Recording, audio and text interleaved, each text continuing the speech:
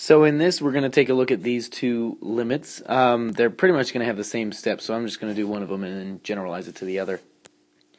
But for this, we're taking the limit as x approaches infinity. Infinity. And my first thought is, hey, I have a fraction. I'm going to split up the fraction. So I'll have x sine x divided by 2x squared plus 2 sine x divided by 2x squared. So I have this, and I'm taking the limit of all of that.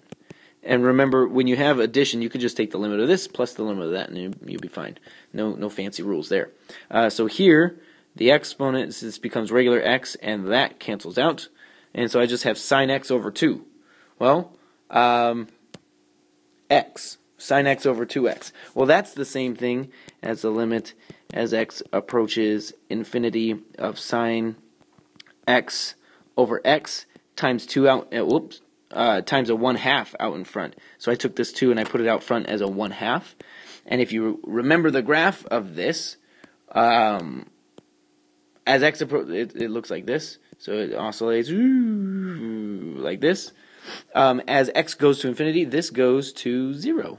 As x approaches 0, the graph goes to 1. So that's just an important limit to remember, maybe a graph to remember. So this actually goes to 0, and then plus the limit of this stuff, x approaching infinity of, well, I guess those cancel. So I just get sine x divided by x squared.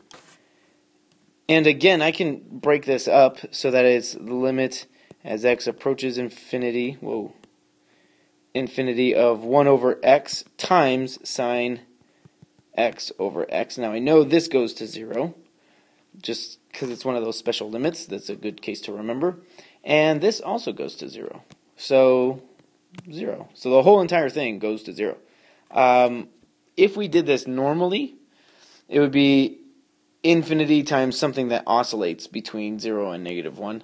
Or sorry, -1 and +1, plus something that oscillates. So it's really hard to tell from that. But once you break it down into the important case of sine x over x, which has a graph that looks like that.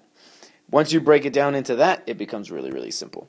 And then same thing happens with the negative version. If we're going to negative infinity, this still oscillates, this still grows, but we already know that from the graph it goes to 0. Same with this, same with that. So everything's all good. For both of them, it equals 0. Goodbye.